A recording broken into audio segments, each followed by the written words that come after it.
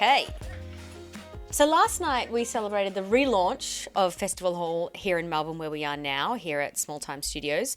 So it only makes sense that we welcome back Live Nation's Asia Pacific President Roger Field back on the podcast. So Roger first appeared on the Fair at the Top podcast back in 2018, and he detailed how he got into the music business and ended up leading the Australian division for the most powerful concert promoter on the planet. It was a great episode, so if you go back and listen to it, I think you'll really enjoy it. But for now, welcome back, Roger.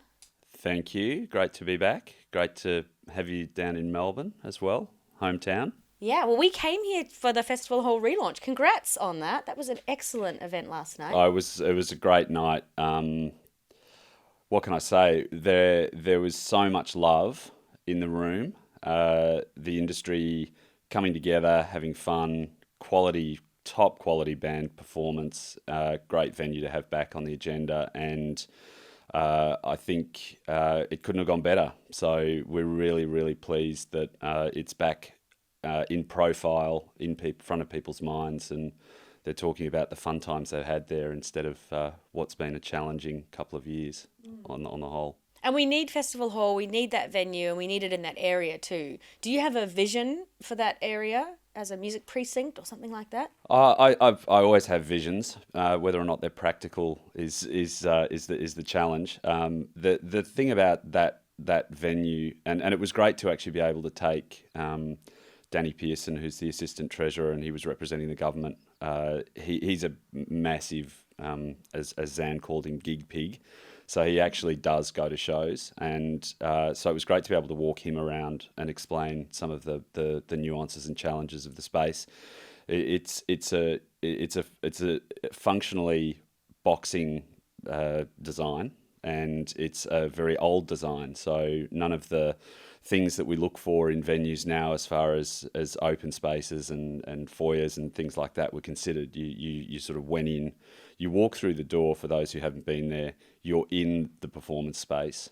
So we have this sort of weird situation where the on one side of the door is either a Transport or City of Melbourne land, and then the other side is you're in the room. So I would love to be able to work collaboratively with everyone to really address what's been an issue with it for a very long time, and create some reason for people to go down there early.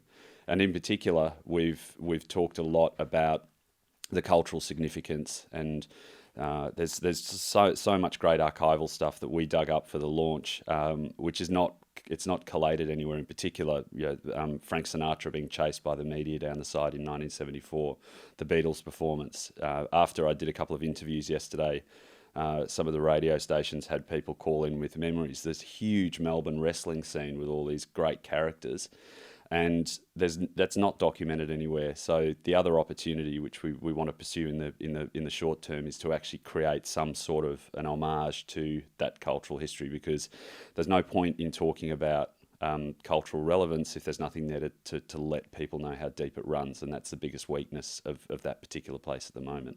And you need government help to do that too. We do, and we need it particularly because we don't have any space to do it. So, but as a performance space goes, Melbourne has been generally quite good at keeping these venues intact. We have most of our picture theatres still operating, but you can't replace the feel of a place like that just with a new building. It's a great shame to consider losing something like that, and then not have a plan to replace it or upgrade it. And the Melbourne concert scene and the entertainment scene has been wanting for that venue. I think that's why people were so sad at the prospect of it actually being redeveloped into apartments. That's what kicked the whole thing off.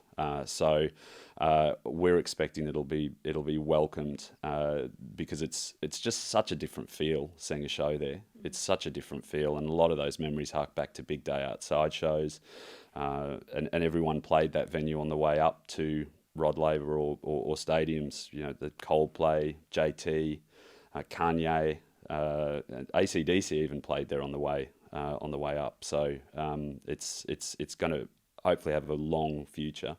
And it's a very understanding move by Live Nation to do that with Festival Hall. You have a thing called Venue Nation. That's a whole division of the business. So can you tell me a little bit about that and also why it's important for Live Nation to operate venues in that way? Were there challenges in the past when Live Nation locally wasn't operating the venues? I think it harks back to recognising where there are gaps. And I think Australian cities, cities around the world, especially cities in the Asia Pacific region, are fairly under serviced in a range of venue sizes. I think Sydney's got a big problem. Uh, the arenas, the most recently developed arena was in 2000, which was Kudos Bank Arena. Actually, Perth RAC Arena was developed since then. That was I can't remember when that opened. I think it was maybe 2006 or something like that. But those sorts of developments are few and far between, and patron habits change and technology improves. And what we're seeing in North America and around the world is a lot of that technology is changing the fan experience. Whether it's the ability to walk into a retail outlet and Marvel Stadium's just installed this, the technology to register, and then you walk into an outlet, grab something off the shelf, you walk out, and you're automatically debited for it. And I think that our ability to evolve the scene is limited by the lack of venues and the gaps. So I think the strategy of the business has really changed since we last spoke to focus on the venue opportunities. We are a vertical business, but the unique thing that we bring is we're first and foremost a content provider, and what that does, especially in a market like Australia, is it gives us the foundation stone of feasibility for a venue, and I don't think that's really existed before. The venues have been developed by either as government assets, or they've been private assets open for booking.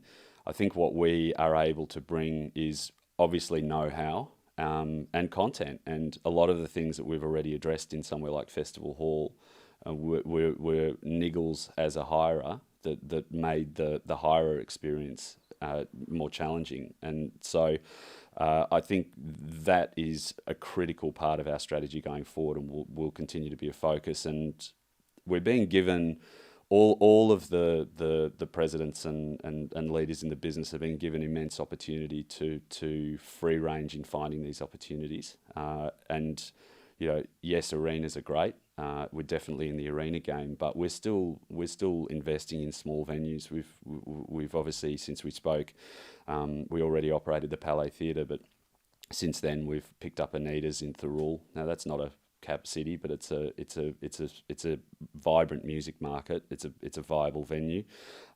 We've opened the Fortitude Music Hall, much needed in Brisbane. Hindley Street Music Hall in Adelaide.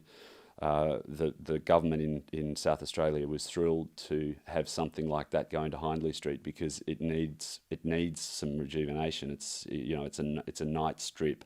And what we've seen happen with the Fortitude in Brisbane is Brunswick Street Mall has changed dramatically because of the variety of patrons that are coming along to that part of town. And then it gives us the opportunity to engage with bands that we're not necessarily touring, fans that aren't necessarily just coming to the shows we're promoting. So it ties all of the loose ends together. So that's a huge part of what I do every day, which is really exciting. It adds a really, really great dimension. And I love heritage, so the ability to be supported by a company that lets us do something like pick up the phone and say, hey, what's happening with Festival Hall, or pick up Anita's and keep that going is really it's a dream.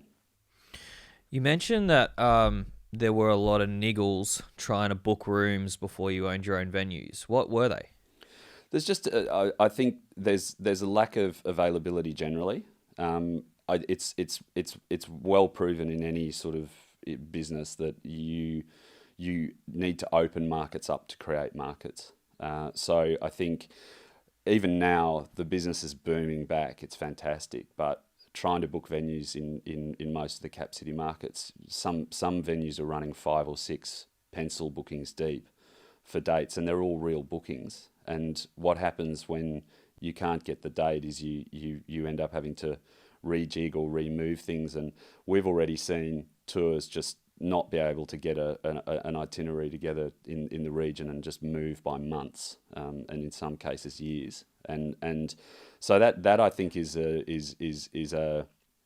think that is the first sort of obvious niggle that everyone has. And I think we're missing a trick in Australia generally at opening up some of our regional centres. New South Wales and Queensland have done a reasonable job in having secondary non-cap city markets for live entertainment, but Victoria is terrible. There's not a great venue in Geelong. The catchment area of Geelong has grown exponentially, and whereas you've got venues in Newcastle or Wollongong. So I think we have to be creating more performance opportunities, especially for international bands to make it feasible to come here, but also for Aussie acts to get around and get to new markets.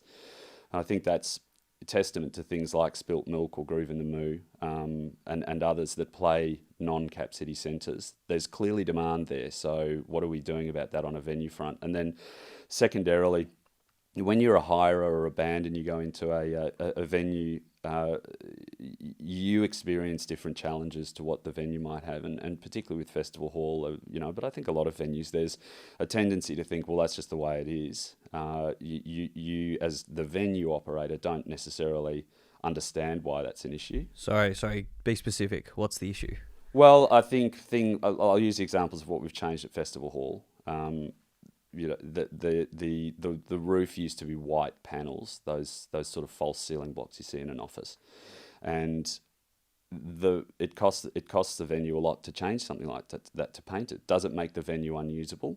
No. Is there money in it for the venue? No. But does it make the show better? Yes, because instead of when the lights go up on stage, it reflecting off this massive white roof, if the roof's painted black, which it is now, the focal point is the stage. And that was, before I got on stage last night and said anything, that was the first thing people noticed, or people were coming up to me and saying something's different. And I said, the roof's black. And that we learnt from our arena in Auckland when Stuart Clumpus, our partner, took it over. He was very much for the fan, for the show, even to the point where he would, do things like have an argument with the production manager about putting the house lights up too quickly after the show, jolting people out of the moment. And one of the things that he did was paint the walls and the roof black. And that was where I sort of learnt that that's a really obvious thing you start to notice when you're in a venue and you've got the distractions around you from the stage. The other thing which I absolutely hated at Festival Hall, on the one occasion that I ended up with seats on the left or right side, I won't mention the act, or which manager put me there, but it had wire running across it. Again, practical for the venue, because what it did was it stopped people jumping the fence onto the floor. But really terrible experience for about a third of the audience. You felt completely dislocated from the show. Now, that's a really simple thing to change. It doesn't cost any money. Yes, we probably will have to encounter that problem or address that problem at some point, but there are other ways to do it. And I think if you're able to approach those sorts of things from the on-stage or the fan perspective and not just what the venue does or doesn't need to do, that's a pretty unique proposition. So lots of demand to go into very few venues. Were you at a competitive disadvantage because, unlike America, the dominant ticket player here is Ticketek, which is run by TEG, not your business.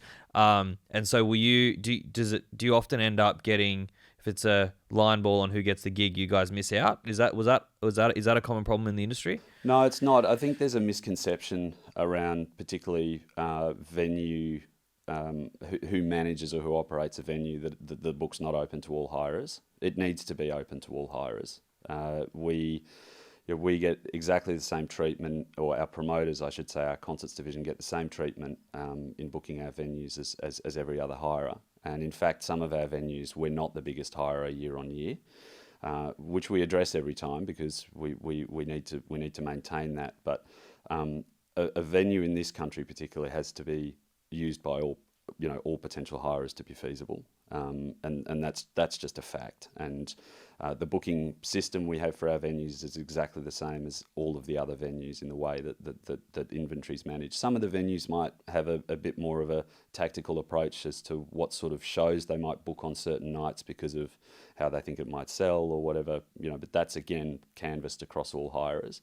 I think the ticketing side of things is, I don't think it prevents anyone getting shows. The ability to ticket through your own company is obviously great. It gives you more potential revenue to play with. Everything that we do globally is about trying to pay the artists more and pass that through. And we're a volume business, so the way we roll is by picking up, little bits of a lot of things and a lot of volume.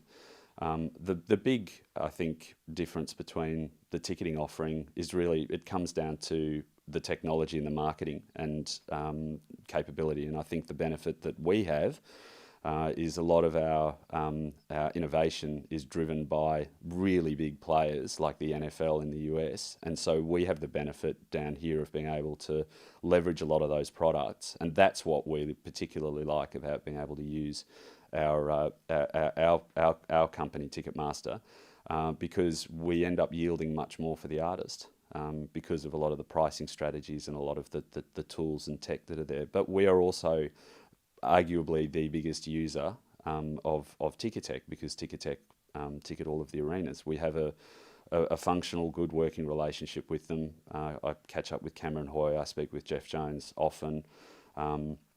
No, any ticketing company that tells you that they don't have a problem is not telling the truth.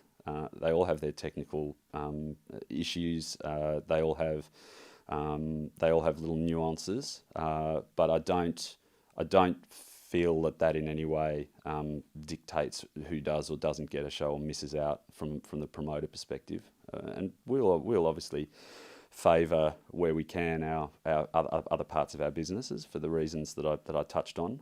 But we have no issue. We have no issue using the ticketing provider that's attached to a venue as long as it's a robust system and it actually delivers what we need, which is to sell the ticket. Because I think that anything that blocks the connection between our consumer or the artist's customer and us, it directly impacts our ability to sell the ticket and to retail and do what we need to do. So all systems are good as long as they're robust and they deliver what we need. Can I ask about that reinvestment of that money that you get from using Ticketmaster? Because I know that Live Nation is very much about investing in audience and also investing in artist development too. So have you had any global wins for Australian or Kiwi artists that you can talk about that Live Nation has done with a bit of that reinvestment? We haven't. It's an area we need to work on. We've launched things like Ones to Watch in Australia and through Asia with the purpose of using that as our adoption and exposure tool for Australian, New Zealand and Asian artists. We haven't had any big wins on global deals with Aussie acts, and I think that's been. It's probably testament to getting the concept going, which it is definitely going, and we have we've got artists that we've worked with like Dua Lipa, who we've been able to, because of a bigger partnership, bring down here to do the Northcote Social Club to just get the taste into the market when it wasn't financially feasible to do shows at that level, but it was important as part of the strategy of developing her profile. And we've done that with 21 Pilots and a bunch of others. And I think that we now have an understanding of how to do that with incoming international acts, and we're able to push our offices overseas to do the same with an act that might be doing quite well here, but isn't big enough to look at it just on a pure feasibility basis in their market. We've changed up our through COVID our strategy on global talent, which has been it's pretty revolutionary because it's giving our promoters more latitude to build their relationship with an act globally and not have them deal with XYZ in market XYZ. So I think we're going to see more of it. we are pulling the content that we are generating from Ones to Watch down here. It's actually automatically pulling into the US Ones to Watch site. That's a key component of why we've done that. What does that mean? Sorry, pulling. And maybe for listeners who aren't sure of your Ones to Watch project, maybe could you explain a little bit about that? It's a brand that was it's a discovery brand that was developed in the US, and it's supported by marketing. It's supported by our venues, and it has a web portal where performances from the Ones to Watch showcases can be viewed or accessed, and it's a discovery piece. And what it allows us to do is get brand partners or sponsors to help us with the feasibility to own it. Labels own it. They can own showcases, and it has 4 or 5 artists appear that are quite different or the same in respect of, are they with the same label or are they same sort of style. We record it, we do social media push behind it. We've got a tour support component that we're adding in this market, and then that content goes onto our Ones to Watch platform locally, but then the US has the ability to then pull content from other Ones to Watch sites around the region into the US Ones to Watch portal. Cool. So people, and we can pull US artists back down here. So it's a, you know, it relies on a frequency of consumers going there to discover and potentially see something they didn't go there to see. And a particular opportunity that we've identified and working on is getting Asia artist talent down here using that, and then pushing Australia and New Zealand talent up into Asia as well, because the region's tied together as well. We can execute that sort of regional touring feasibility quite well locally, and then start to grow that into a bigger global picture. The adoption of Asia artist music, particularly K-pop, and then I think there's massive opportunity in the Mando and Canto pop space as well. I think we're going to see a lot more of people going and exploring that genre and that world, and then opening, to my point, opening new markets. Actually getting them to start touring down here. And I think Australian artists have missed a trick a little bit by not taking Asia seriously. It's a massive market. Is it not taking Asia seriously, or is it don't know how to fucking do it? I don't think it's been a priority. Okay. I think North America, UK, Europe is obviously a priority, but they're notoriously hard markets to break. And there are artists that we've worked with, like Laney, who've really committed to the region. And we just did a Laney tour, and they did 5 sold out Mall of Asia arenas in Manila. Yeah, right. That's 50,000 people that came and saw Laney. Wow. That's their biggest market in Asia, and that's because they committed to the market and they went through. And I think Australian artists have sort of focused on further afield areas. Also, instead of looking at all of the markets in Asia are very, very different as to what music they're into and what taste they have. So I think the other thing is possibly been seeing Asia as a whole group of homogenous markets potentially, and not thinking, hey, I think this music would work well in Singapore and maybe Bangkok, so why don't we hit that on the way to Europe? What we bring as well is the feasibility to actually look at doing that seriously. So venues, again, we come back to. There's a real shortage of venues in all throughout Asia. So we've got some venues that are under development at the moment that sort of fit into that 2,000 to 5,000 or 6,000 capacity, which I think will make it a lot easier for again us to drive our artists in there to make the venue feasible. But also there'll be more turnkey, so it's more cost effective. And I think international artists are getting their head around adapting their show to move through Asia. The massive coup that we have with Coldplay playing Perth exclusively was just because Coldplay to play Asia have to be moving show around with air freight. They're already in the air freight mentality, and so adding Perth to Asia made sense because It's the same distance, but probably a lot easier to get from Singapore to Perth and back into Asia than it is to get from the east coast of Australia. So I think Australian artists need to start to look at that part of the world really seriously. And I hope they come and talk to us about how we can start to tie what is generally for Australian artists really good at touring business down here into pivoting it up into Asia as well, because the feasibility of a lot of things touring Asia is based on Australia and New Zealand. And I think that's beginning to sink in. And I think part of the success in doing that will then mean that potentially we can start to grow those deals into including North America and other markets. But we're absolutely desperate to break an Aussie act under a global development deal. So if anyone's listening to this. Well, speaking of breaking Australian acts as well, when you were talking about ones to watch, you reminded me of a conversation I had at the Festival Hall relaunch, actually. Someone told me that at the Melbourne ones to watch one, where Boy Soda, Pania and Mitch Santiago performed, as the music industry is known to do, when we get in a room, we love to get a little bit chatty. We're spoilt for choice when it comes to gigs, so we sometimes forget what a privilege it is to watch live music. And apparently the industry was so chatty that you got up on stage and said that you would give each artist an extra $10,000 if everyone shut the fuck up for 3 songs. Is that right? Is that true? It's true. I was really getting very embarrassed actually for the industry, which we haven't seen each other for a long time. I get that, but I really felt for the artists that were up there in a room full of industry tastemakers, and that they're really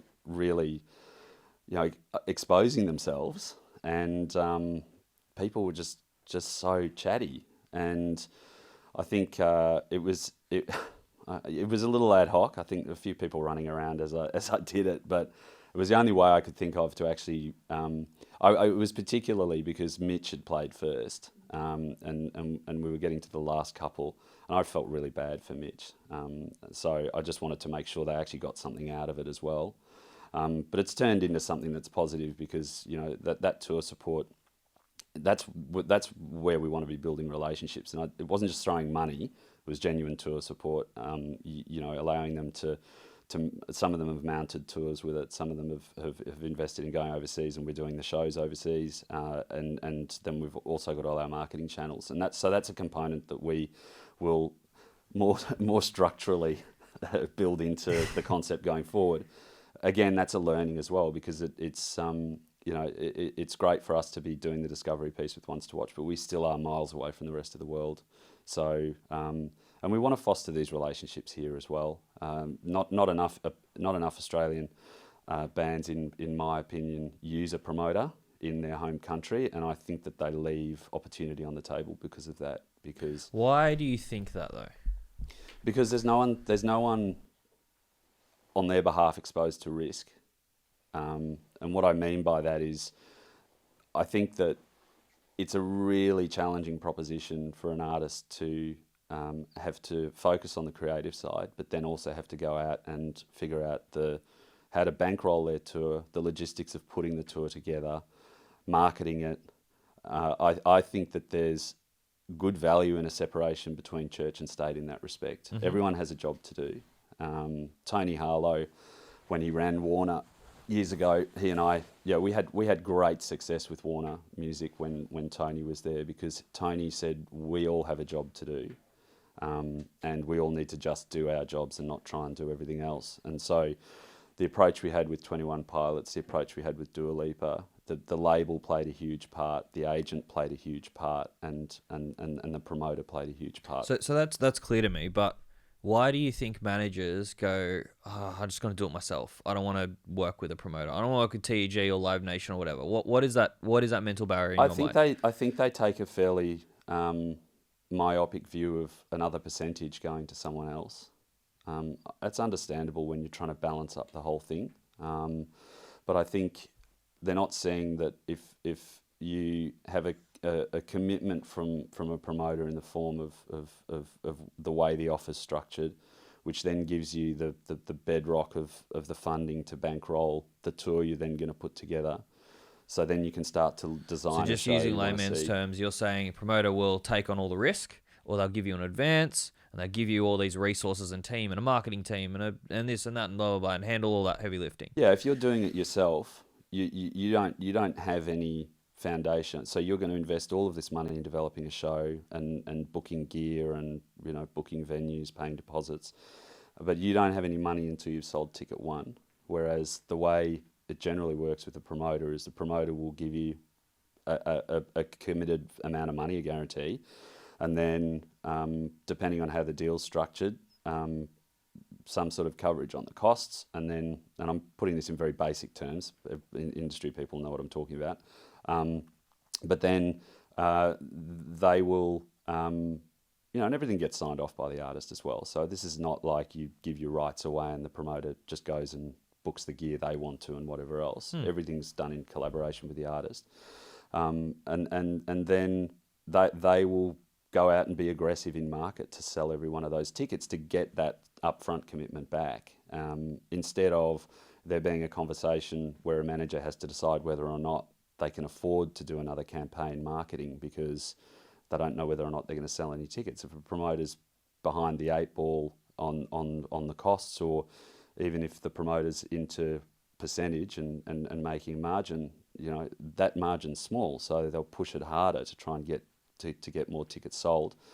I think that I think some of it's complacency, and a little bit of an unwillingness to change from the norm. I think there's probably resistance from some of the other parties in the chain of process as to how they're going to generate their money. But I think if you're really serious about becoming a big band here, and then going internationally, there's great merit in working with a promoter. So let me give you an opportunity to rebut a manager's objections. So I feel like there are two types of managers. There's the one manager who appreciates outsourcing to experts, happy to pay the fee, happy to do a lot less work, and fucking just let the promoter deal with it, and that's good. That's a no-brainer. I'd say majority managers. Then there's the other manager who says, why am I going to give not Live Nation, any promoter, $500,000 cut of my tour? I'm going to have to... I don't think that they're going to be as creative with the marketing. They get frustrated that maybe there's juniors doing the marketing, or the marketing team's so spread thin that they're not going to come up with too much creative stuff. And I also am worried that they're getting kickbacks and markups on every line item, and I'm getting skinned when on things that I didn't sign off on. So to me, that is probably the main objection that those fewer managers have. What would your response be to that? Well, we can all go around being suspicious of everything and never do anything. I think that I think for a start to look at the specific examples, our marketers market Coldplay right down to club shows.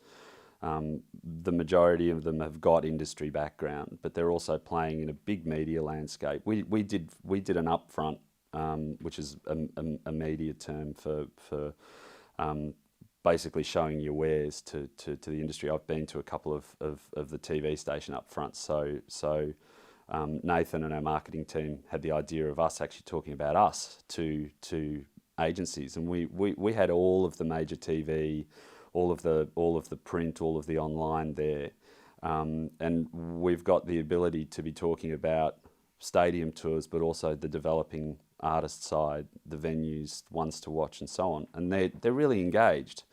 So the way I'd flip that around is to say that when you work with a promoter like us or Frontier or TEG, you're getting access to this volume of and range of associated content that you can leverage off. We have 7 million unique views of our website at the moment. We email 5 million people a year or something like that. Or no, we send 50 million emails a year. You have the ability to be seen alongside some of those acts that people are definitely going to open the email or come to our Instagram page for. And so I think you get benefits that Huge far assets to outweigh. leverage off. Yeah, and we're booking stages every day of the week. We're booking PA every day of the week. So yes, we do a huge amount of volume, but that means better deals across the board. It means we can take more risk. So I think that all of those inputs ultimately end up leading to the artist side being able to focus on what they need to be focused on. And yeah, if that's digging in deep with our marketing team as to what the marketing is and how they want it to look, that's totally up to them. We have managers that are deeply engaged in everything we do marketing wise, and we have some that we work with regularly that just let us do our thing. As I said, every single thing we do is done in collaboration with the agent and manager, signed off, all the pricing, all the marketing, and then at the end of the tour, all of the invoices back up all of the things that we've spent money on, because it's ultimately the artist's money. So there's always going to be that small margin. That's their choice. That's fine. And I will say two things to that, if I can help be a counter argument as well. Not speaking for every promoter, but my experience with Live Nation marketing team in particular, I found really inspiring. I mean, Poppy and I were just meeting, like Nathan Thompson. We meet him every time we come down to Melbourne. The whole marketing team seems super ambitious and think outside the box of Live Nation. So that's a credit to you and the team you built there. And I've got a high standard when it comes to marketers. So I'll say that with confidence. The other thing about the margins thing and, promoters clipping the ticket and all of that, whether it's disclosed or not, I find it really interesting to say, okay, yes, even if there's clips happening, whatever, let's assume that there is, right, for the sake of the argument. Live Nation's margin, as I understand it, globally as a business is like 12%. If you compare that to a company like Apple, who are like closer to 30%, it's actually just not a high margin business. So if you want a whole team of people to help on your tour, and you want all of this sort of support, they're only on a 12% margin. So it's like, the penny pinching mentality, I think if you think, hey, I can execute this and do it myself better, that's your right. Cool. But if you think there's just like private jets being flown around because of your specific Enmore tour, I think it's a bit, misguided in my view. And that would be my personal take on it. Yeah, and I think it's other areas as well. We have some of the most dynamic ticketing experts who are moving inventory around the houses all the time, all with the intention of creating greater uplift for the artist and selling tickets at higher prices. I think that we have hundreds of people who are working on our tours, and they all are learning as they go from other tours and other things that artists are doing. So you're getting into that ecosystem of thought, thought motivation.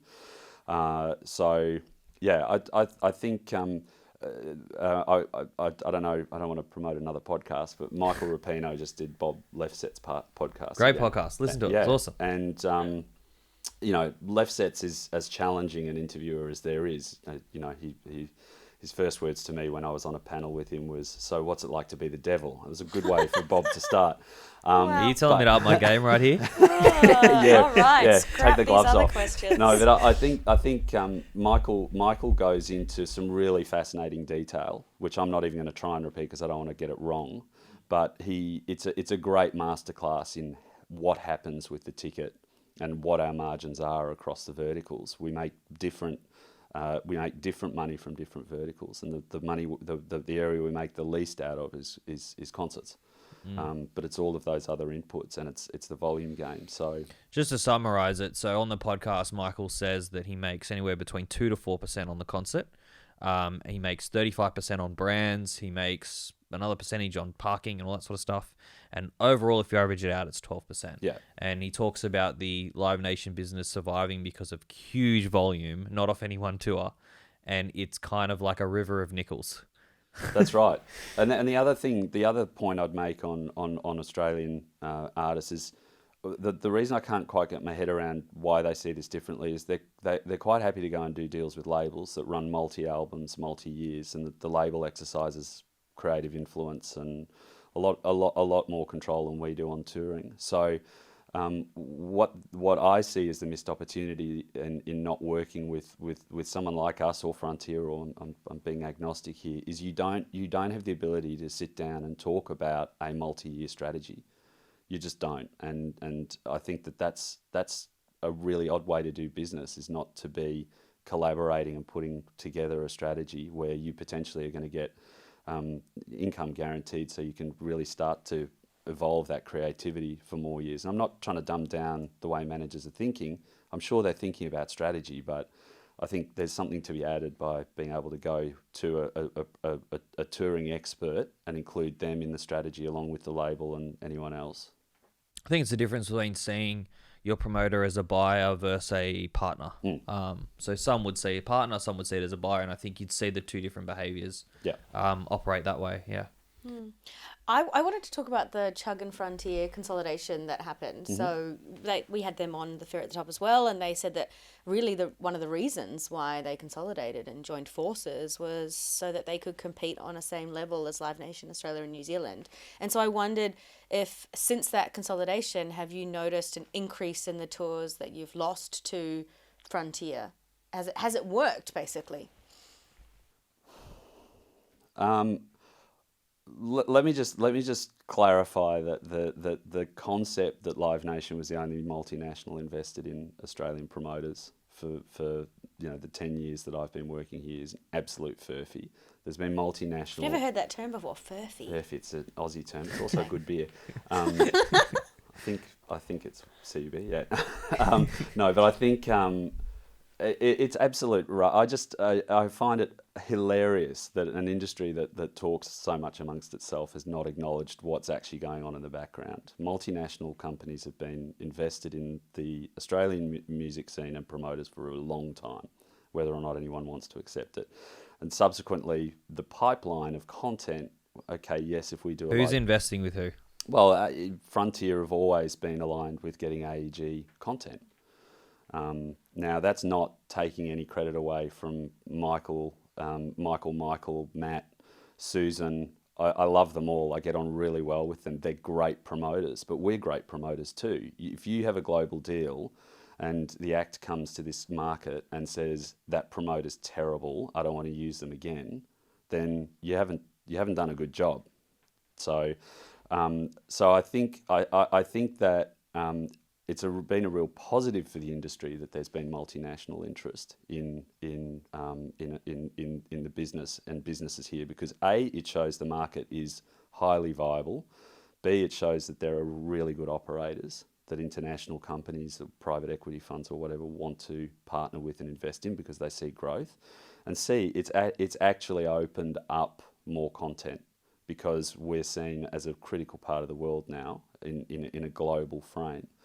So I don't think there's been any increase in win or loss. I think that the Chug and Frontier thing coming back together was just a great story of a partnership that was strong and robust, that separated slightly, coming back together. But the positives out of that is we've had a new generation like Susan come through. Susan wasn't ever part of the Frontier ecosystem, I don't think, while Chug and Chug was part of Frontier. So you sort of split the trunk of the tree and you get new shoots. And so I think that it's certainly made the industry a lot more dynamic and a lot more feisty. But there's other good new product that's coming up as well, new festivals, new promoters, and we've seen that some of them are getting very big in their own right. But there'll always be multinational interest down here, and it's something I think that should be embraced and not watered off. So let's talk festivals then. Last time we spoke on the podcast, you just bought Splendor. Majority stake in Secret Sounds, they own Splendor. Last year, together with Secret Sounds, you bought Spilt Milk. What about the Splendor acquisition did you learn post the last 4 years? What were the learnings out of that, and how did you apply those learnings to, say, Spilt Milk? Did you make any mistakes up here and then change the way that you did the deal with Spilt Milk?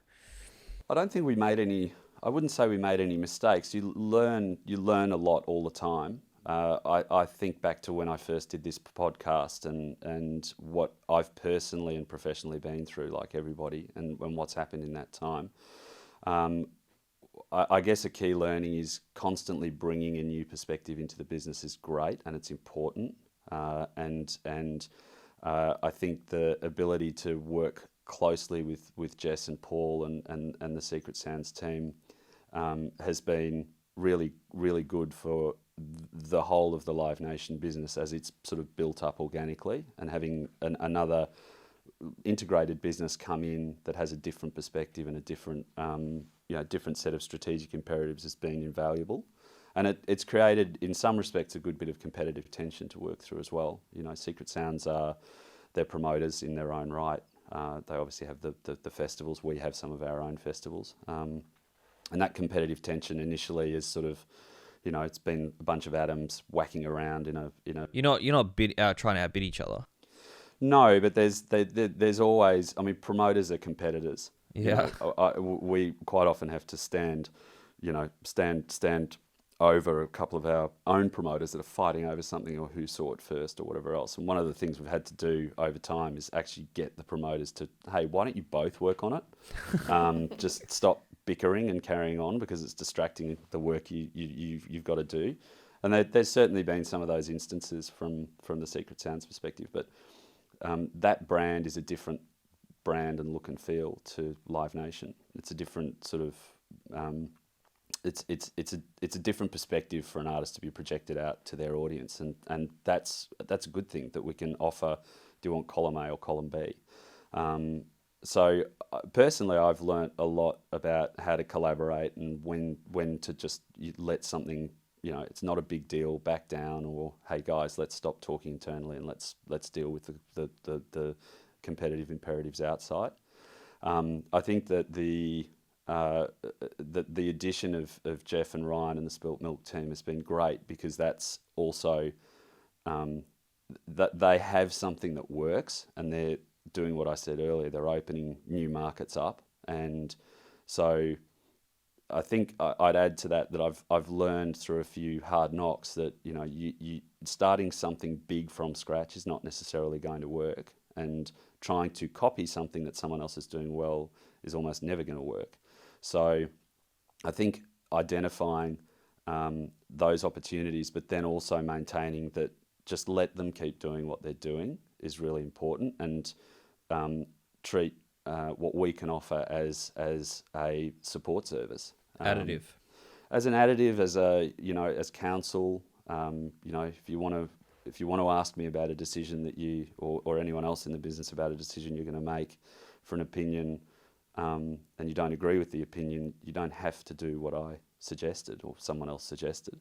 But I think I'd like to think that it's opened. It's been positive for the other side as well, to get access to all of the assets that we have, not only the physical assets, but the intellectual property within our business. Because if you are introduced to people in other countries, in other markets that work in our business, there's an immense amount of knowledge there, and I think we had an APAC meeting in Singapore at the start of the year, and we got a bunch of our US touring guys to come to Singapore to focus on this part of the world, and took all of our promoters up there, and the Splendour and Spilt Milk guys came up as well, and that ability to be part of that team, we had our phenomenal co-MDs in Korea, Stephen and Yongbei, come to that meeting and talk about K-pop.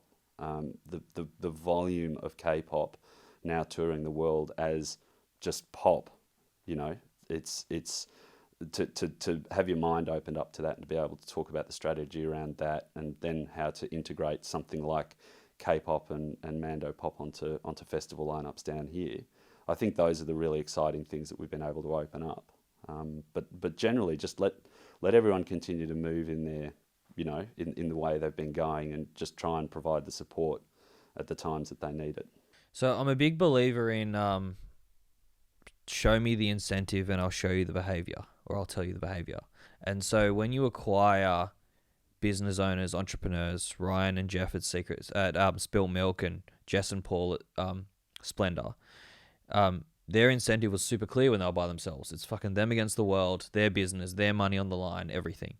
And then you acquired a majority stake in them, and their incentive changes, if not if not at least it changes by 51%. So I'm going to guess that you've put both parties on earn-outs and things like that to keep them commercially incentivized to keep going. Is that correct? I'm taking that as a statement, not a question. Okay. So assuming that's the case, what is the plan after the earn-outs are hit? And are you worried about losing, that magic that Jess and Paul had, or that the Spilt Milk guys had after earnouts? Like, how does Live Nation ensure that Splendor in the Grass is still going to be here in 20 years and still be as magical as it is right now? They still have motivation through incentive.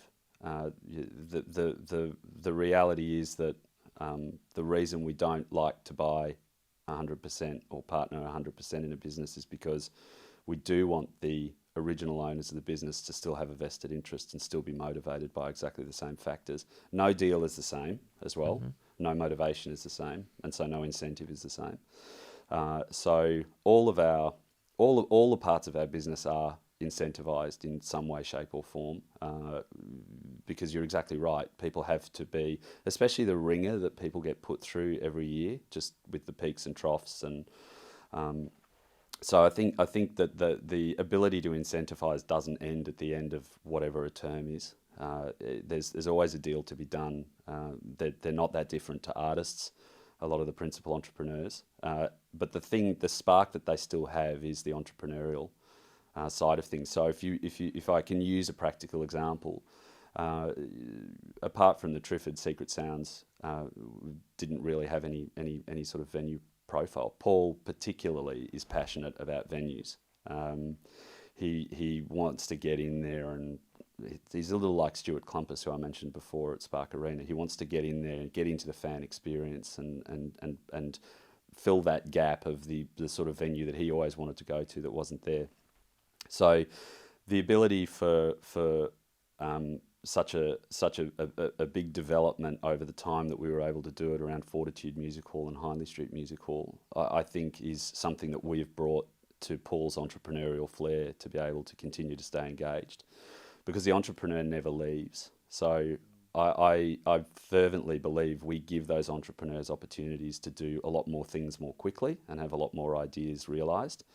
And I think we've got examples of that around the world where we have businesses that we own 100% now, but they still maintain their own identity, they still maintain their own motivation, because just homogenising everything is not the way to long-term success and growth. Just isn't.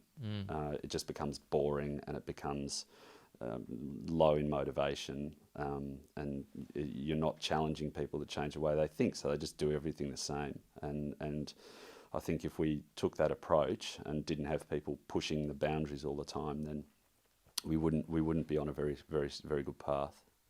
If I look at the three big promoters in Australia, I don't believe, correct me if I'm wrong, I don't believe any promoter has successfully created a new festival that's had long-standing success, like a big IP like Splendor or Blues Fest or whatever. Obviously, the acquisition strategy is successful and works really well. What do you think about the big promoter setup doesn't foster the ability for a promoter to just start something from fresh and build it up into a Spilt Milk or a Blues Fest or something like that? In the festival space specifically? Yeah, in the festival space. And we're talking Australia, right? Yeah, in Australia. Obviously, Live Nation has Life is Beautiful, and that's... Yeah, I think...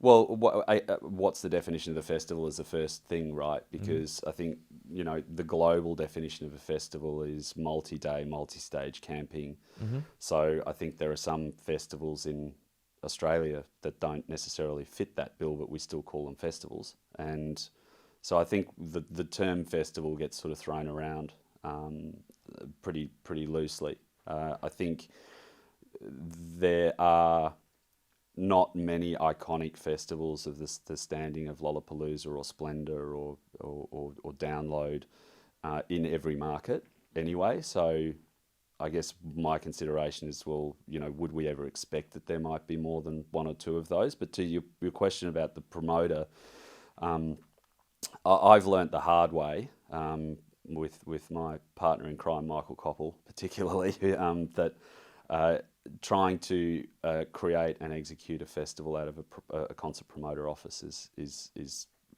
impossible, hard, not going to work. Why? Because I think you have to have your DNA in the idea, and it has to be a 12-month of the year proposition and an obsession. And that's what Splendour is for Jess, and Paul, particularly Jess. That's what Spilt Milk is for Ryan and Jeff.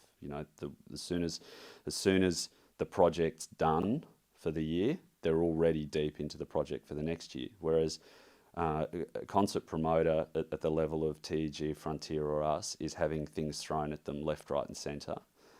Whether it's someone like Drake deciding that he wants to announce a tour that'll play out in 6 weeks, or it's a massive event announced like Coldplay in Perth, but then you've got to still get this club show on sale, and then you've got to go down to the Palais because you've got one of your artists on tour at that time. You're not thinking about the festival that's happening in 3 months. And in my experience personally, when those things have come around, you go, oh shit, that festival's like 2 months away. We better start thinking about that. Has anyone thought about this? Whereas the ecosystem of support that goes around our festivals is a dedicated team thinking about it all the time, and having the time to think strategically about what they're doing, having the time to think about what didn't work last year that they can change this year. They're annual projects. So I think concert promoters don't work that way, and the concert businesses are not that way. And even within Secret Sounds, the touring side sits very separate from the festival side.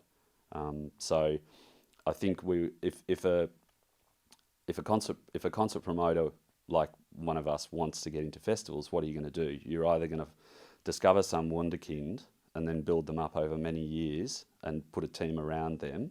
Which is a little bit of a private equity venture capital play, right? Well, kind of, but it's also like you're going to focus on that person as much as you're focusing on the other concerts. Whereas I think the ability for people privately to go and start to build something small that then starts to gain momentum, that they then get the funding support, wherever they get it from, just their own success, to then build it out. They're still building around that concept and around that ethos, which is why I think the reality is that all of these businesses like us in festivals have festival divisions that we generally acquire or bring in. It just makes sense. Really good answer. That actually makes a lot of sense. So on the acquisition front then, if I look at Live Nation's currently trading about 1.1 times revenue, it's $20 billion in market cap, and to me it unlocks 110 times earnings.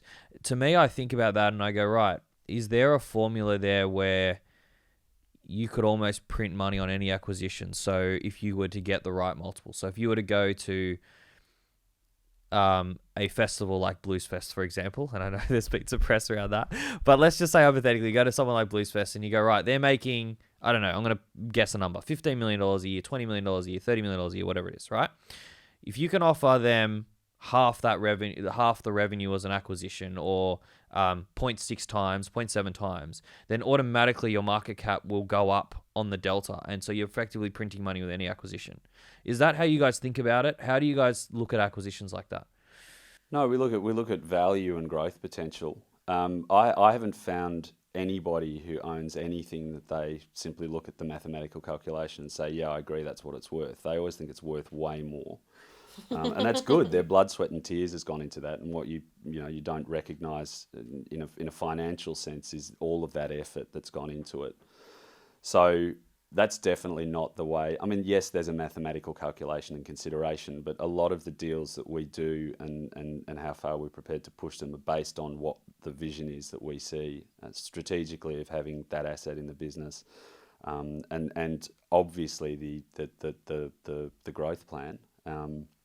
And every business that you're talking to projects massive growth, right? So you've got to take that with a grain of salt anyway. So I personally don't see that that's the way that any of the acquisitions that I've taken forward anyway, or we've taken forward, have been viewed. It's all about the strategic imperative. It's all about, does it fill a gap? And it's about the talent. But then, okay, so it fills a gap. It's got good talent. How are you valuing the business? How do you look at it in terms of? You obviously look at the historical, and then you devise a multiple. You have lots of conversations with the other party about what their expectations are. Sometimes you're in a competitive environment, so that's driving it as well. Sometimes it's a vision piece where they say, well, I've got this, but this is where I want to go, and this is what I'm going to need for it. So there's no hard and fast formula. It's a good mix of, okay, what's the history? How's it trended? And then a mix of what's the forecast for growth? How do we help it grow? How does it fit? And then a robust discussion so you hopefully get to a point where everyone's happy and a deal gets done. And there's lots of different structures. Yeah, and what doesn't come into consideration is how your own company is trading at the moment. It sounds like it. No. Okay, that's interesting. Every conversation I have with Michael about an acquisition or a biz dev thing is Michael Rapino is based around the strategy and the potential cost value of that particular opportunity is discussed and a factor. But there's never any indication of, oh no, I think he says often that he knows what the stock price is, but he's not driven by the stock price. That there's obviously broader macro business decisions that are made about the investments and the leverage elsewhere in the world. As we get into more building of venues, that sort of changes changes where money's being spent and how that's being approached. But it's very, very rare that something that has passed the local sort of pub tests hasn't been supported. Sure, the deal might not get done, but it's definitely not ever been a factor in my world anyway. You've said before that the events industry is built on relationships, and you've had a very long career with a very, very good and positive reputation, especially among the people that I speak to. And so I wonder if there's any tricks of the trade when it comes to building those relationships. Particularly, my question is, have you ever almost burnt a bridge and then been able to make sure that it didn't get burnt? Oh, yeah. I think anyone who hasn't done that, certainly in this business, is burnt bridges. Were they bridges you didn't need anymore, though? No, I think we're in a challenging and emotional business. I like liking people, and I like to be liked. So I guess I've got one of those personalities where I immediately feel, I feel guilty about a blow up, or I feel bad if I've upset someone. I've definitely had a lot of sharp corners knocked off over my years too. So I think I'm hopefully easier to get on with than I was at times. But yeah, I've had bust ups, but then been able to rebuild. And look, you get fired all the time, and I think it's really important in the small world that we're in to not go into the petulant world of cold shouldering people when you see them. You run into people all the time, and it's that sort of stuff's just awkward. What do you put the rebuild down to? Just being nice. Just try and be nice. I mean, look, if someone makes a business decision and then you decide to hold a grudge personally over a business decision, then you're mixing business with, it's a nasty world. And I just think we have enough challenges, all of us as individuals in this industry, in this business and in life, to not then try and make it vexatious, just in the social setting. And I think that's something that I value greatly between my sort of contemporaries. And even, I had a really fantastic relationship with Michael Gudinski. I have a great relationship with Chuggy, even though he tries to flame me publicly whenever he can. But we have fun and we laugh. And I think that's really important. That's actually what makes the business tolerable a lot of the time. But you're always going to have bust-ups, and you're always going to think you did a better job than someone else did, and you're always going to take umbrage at getting that sort of criticism, especially if you perceive it to be unfair. But you've got to move on, because there's plenty of other... I think one of the big dangers is you neglect other good relationships because you're focused on one that's not good.